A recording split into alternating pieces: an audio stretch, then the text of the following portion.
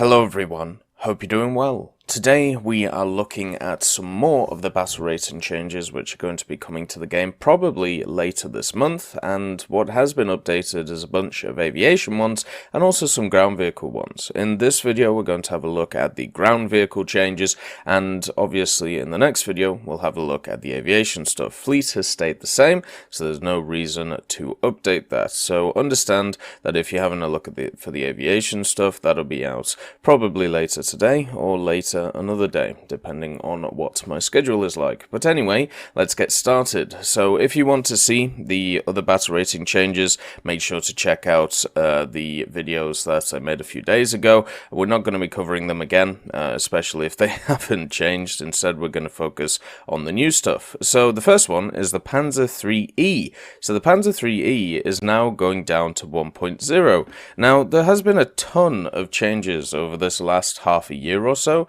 to German 1.0 and 1.3. They moved down a lot of stuff like the Panzer 4s and the Panzer 3s, and I think this is mainly because if you actually have a look at them, there's probably not much reason to use them, especially when you have stuff like the autocannons around with wonderful HVAP being able to batter everything around it. So the Panzer 3E is probably not seeing a ton of play, and also because it has the 37mm KWK-36 and also has two rounds which aren't exactly great. You know, the APCR round with the actual pen is not too bad, but the APHE hardly pens anything and doesn't do a ton of damage. It's probably hard for people to go, okay, well, I've played these really fun 20mm autocannons that can bap anything. Well, let's now move on to the Panzer 3E, which doesn't, you know, have that at all. So I can definitely see why it is going down. I would definitely say it's worse than stuff like the Panzer 2C, the SDKF C141 and stuff like that. So moving it down to 1.0, positive. The M1139. Now the M1139 is a magical machine when it comes to the Italians. And the reason why it is a magical machine is not really because, you know, it's any good, but it's just one of those machines which when it came out on launch, it had the same optics as a Leopard 1. And it had the 16 times optical zoom. Now, obviously, they've lowered that to 1.8 times to 3.5 times, but it's still just funny to think about that this thing came out with, you know, top-tier modern optics. And it's just, you know, it's just hilarious. But yeah, the M1139 has the inherent issue that a lot of these machines have when you have a part of your vehicle which is higher than the part which actually has, you know, your gun on it. You just keep getting sniped over and over and over again in the spot. I remember watching a video from the Mighty Jingles talking about the M3 Lee in World of Tanks, and this was back in the day. I don't know whether it's changed, but the M3 Lee used to only have access to the 75mm in World of Tanks, so you had to expose your turret, your hull, to be able to fire off that 75mm. The 37mm didn't work. This meant you were a huge target to anybody who wanted to push you or anybody who wanted to shoot you, because you had to expose the majority of your vehicle just to get a shot off. And when it comes to the M1139, it's the same thing with the turret that is on board. So the enemy can always shoot you before you can shoot them. And on top of that, you have this 37mm, which pens 39mm at most, has a terrible muzzle velocity, and is just basically just a spud gun running around, especially when at lower tiers are dominated by either stuff like high velocity 37mm from the Americans or 20mm from the Italians themselves or from the Germans. So moving it down to 1.0 I think is positive for it. It definitely is. Its usability is very low in the game, but then again, you know, stuff like the L333 also has usability issues. I think if you are starting to play Italy, it's much better to play stuff like the M1340s and the AB41 and go down those two lines instead of the horrific Semovente line, which now I think has actually all been lowered in BR, apart from the M75, 46, M43. So there you go. we finally made it. The Semovente line has decreased. The 4732 L40 is also once again going down in BR. This is another one of those Semovente line tanks, which really isn't good enough. It's got the 47mm, but the 47mm only pens 55mm or 54mm, which generally isn't too bad, but it's got an 8-second reload at 1.7. Once again, as I keep saying, the rank 1 is dominated by fast-firing 37s from stuff like Sweden, from stuff like America, and then also you've got the 2-pounder from the British, which acts very similarly, and then you've got the, autocannons from the Italians, from the Germans, and so on and so forth. And then you have a few Russian boys running around in different things, or Soviet boys, I should say. Now, the 4732, because of its long reload, because of the fact that it has, this derpy 47, and because you can't really use, its advantages, which are basically its gun depression, you just get battered. It's also open top, so once again, food for planes. So to see it go down in BR, not a surprise at all.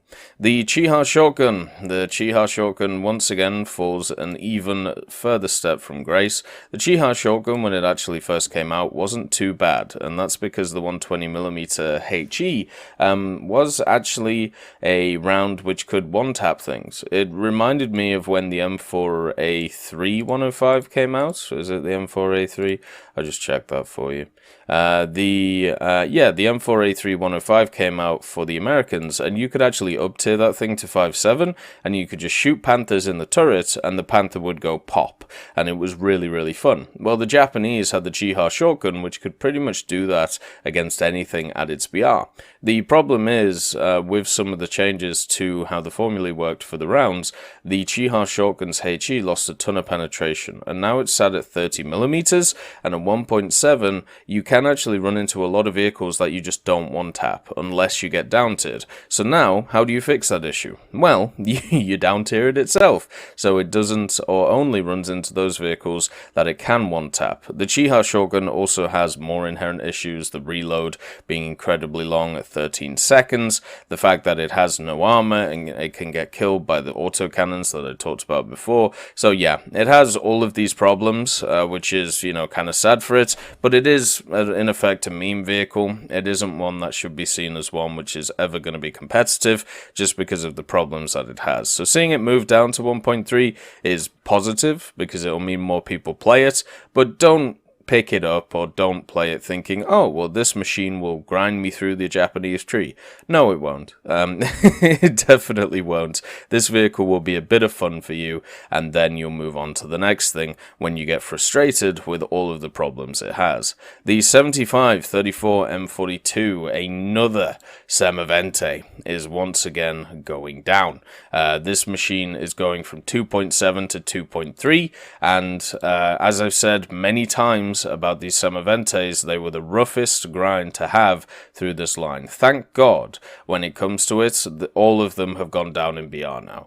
They've all gone down, apart from, as I said, the last one. All of them have gone down in BR, because when I spaded them, which was the first few weeks of the Italian grind, you can actually go back and have a look at some videos that I made, and I'll say exactly the same things I said now.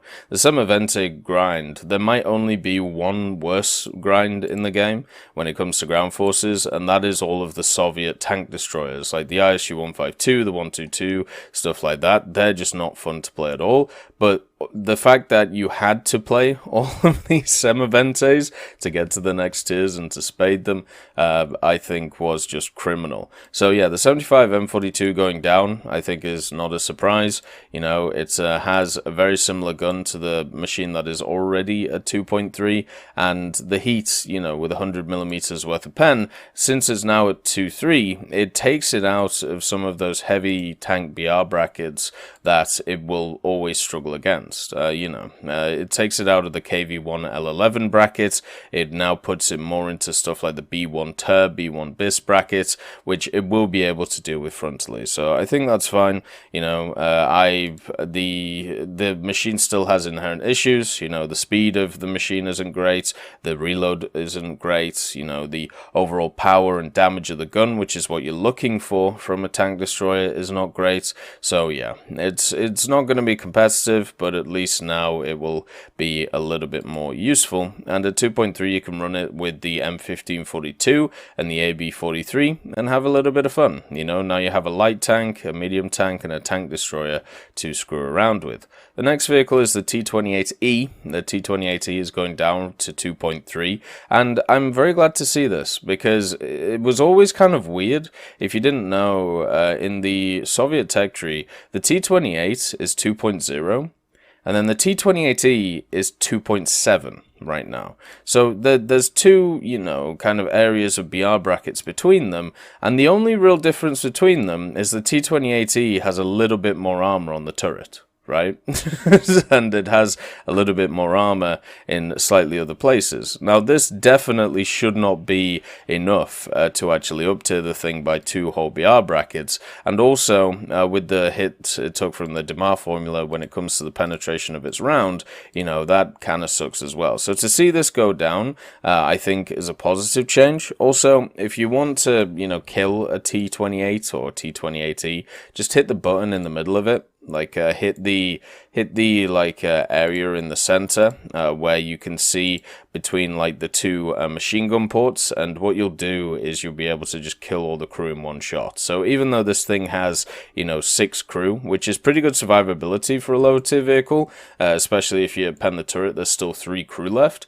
Just understand there is a way of easily one-shotting it. The T28s, in my opinion, both of them are actually quite fun vehicles to use. You know, you can run around like a madman in them. They're quite fast.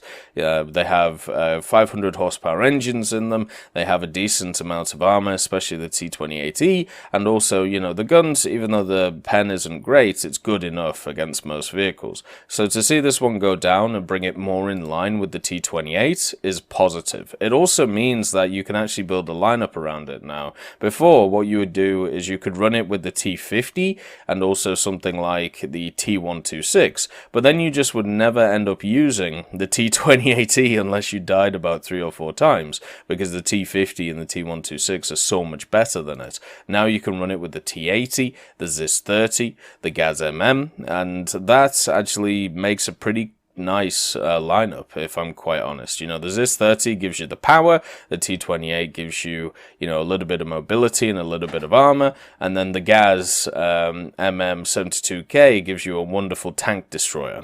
If you've never used that truck as a tank destroyer, I highly recommend it. The next vehicle that is on the list, if we have a look, is once again the Chinu 2. So the Chinu 2 is going up to 4.0, and I believe the Chinu 2's been raised a lot over, you know, the past months, and it should be. It is an incredibly good vehicle, and it is a vehicle which has access to the 75mm Type 2 Model 2, and this is the same gun that we find on the 4.7 Cheeto, the Type 2 Model 2, and it's also on the Cheeto Late. So with the Cheeto Lates being, both Cheetos being 4.7, the Chinu 2 being a 3.7, it was ridiculous having this machine with this powerful gun at such a low BR. There's a reason why everybody advocates picking up the Chinu 2 if you want to grind through the Japanese tech tree, because it is one of those vehicles that you can run as a leader of a BR bracket. You know, you can run at 3.7, now going on to 4.0, but you could also up tier it to stuff such as like 5.0 and still be very competitive. It reminds me exactly of the Lvkv2 out of the Swedish tech tree. The Lvkv2 being one of those vehicles that you can run at 5.0, you can run at 5.3 because its penetration is so good. The Chinu 2 is exactly the same, meaning that, you know, even though it's moving up to 4.0, this just means that it drags, this just means that it kind of screws up the lineup that was around it, because at 3.7 you could still run stuff like the Chaffee with it, you could still run stuff like the NATO with it and the Chinu, but mainly the Chaffee and the NATO, because the Chaffee could be used as a passive scout with its stabilized gun, and then the NATO could be used as a tank destroyer because that has really good pen. But now at 4.0, you are now stretching those vehicles up another BR bracket, which is not going to work well for them. It just isn't. So for me, this is a negative overall for the Japanese tech tree, just because there aren't those vehicles there to build up a lineup around the Chi-Nu 2, but you can still run it at 4.7 with the Cheeto and the Cheeto Late, and it will be incredibly combat effective. It also means you can now run it with the Ki 43-3 Otsu, which is a really fun little dipper of a plane, so you know, at least you got that going for you. But I think, yeah, overall this is a negative change, but a change that should happen. You know what I mean? So it's, from a personal point of view, it's sad, but from a game point of view, the Chi-Nu 2 is easily, in my opinion, as good as the Cheeto.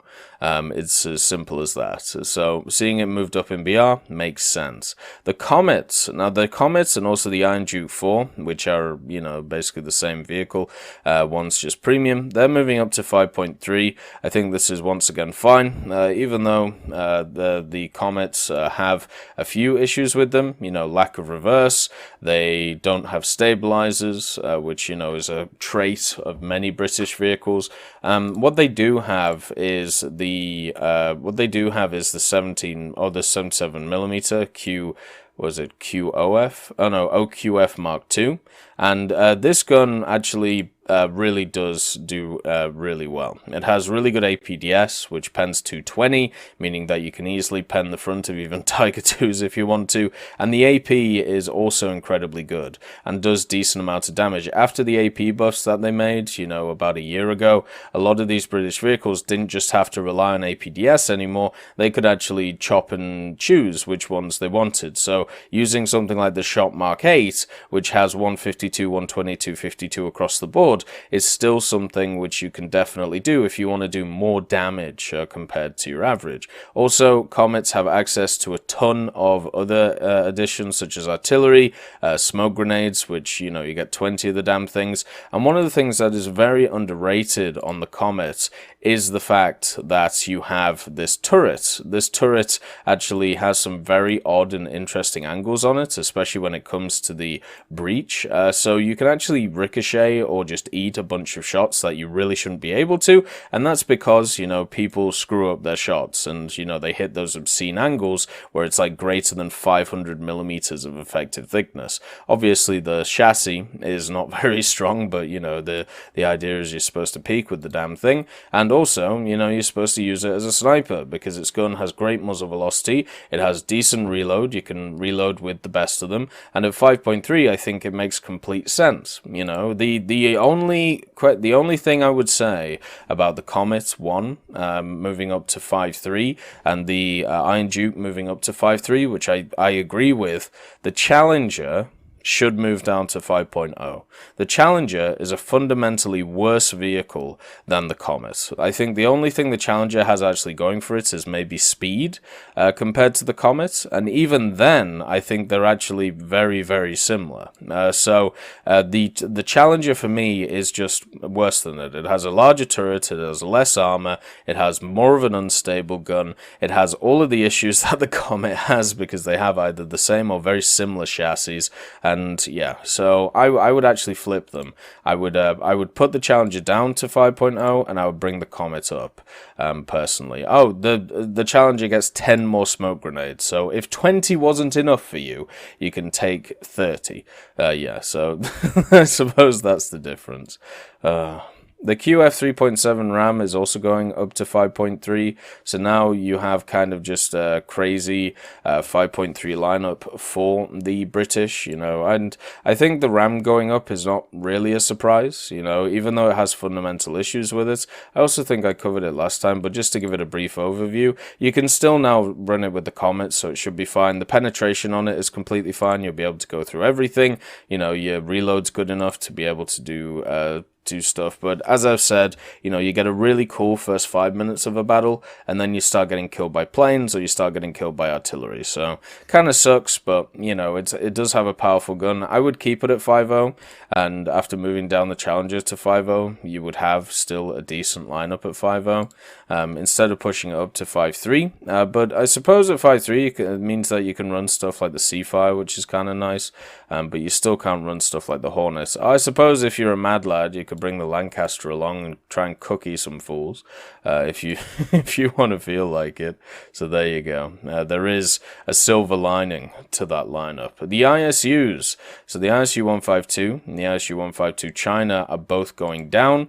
This is a positive move. I've talked about for a very long time that this part of the game, like the ISU 152s, the 122s as well, are just a pain to get through, and that's because they don't really fundamentally fit the game. You know, they're more SPGs, they're more artillery pieces than they are actually tank destroyers, and the ISU 152 definitely shows this. And with the fact that the round doesn't always penetrate what it needs to, it is nice to see that they are going down in BR. Now, unfortunately, this doesn't really help many of them that much. Like, even though the Soviet tech tree is really, really beefy, if you have a look at the 5.0 battle rating, it isn't great, so you're getting the ISU 152, then the SU 152, which I have spaded, which, once again, it's a fun donkey gun when it works, but it's still a donkey gun. And then you have also the KV-85, which has that really big weak spot on the front. So at least you can run it with, that lineup, and you don't have to replace something in your 5.3 lineup, like you don't have to replace your PT-76B with a useless tank destroyer. And I think, with the ISU 152, going down in BR, trying to say it's the same as the SU 152, I think is completely correct. It is just really annoying using those machines against stuff like 76 Shermans. Let's just put it like that. Dealing with proper actual medium tanks in these tank destroyers, you're at such a disadvantage. And one thing I also want to say, so why, this is something that I've never understood. Why do these machines, these tank destroyers, not have access to the artillery? Why do they not have access to the artillery modification? They are technically artillery machines in themselves.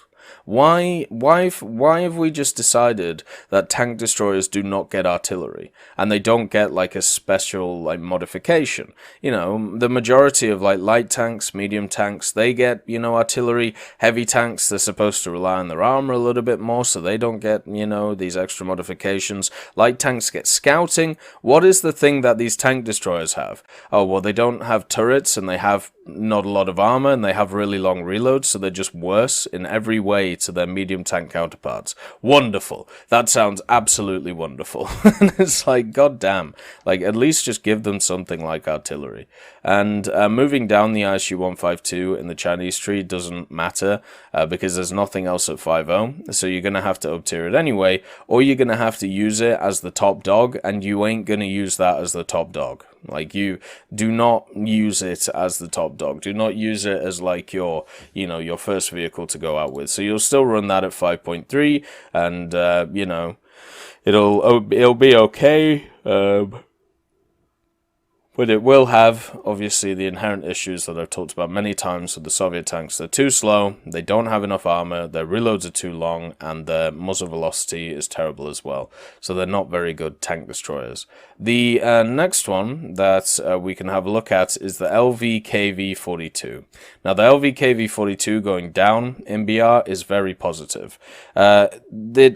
It made no sense, right? Now, I talked about this when I went through Rank 4 Sweden.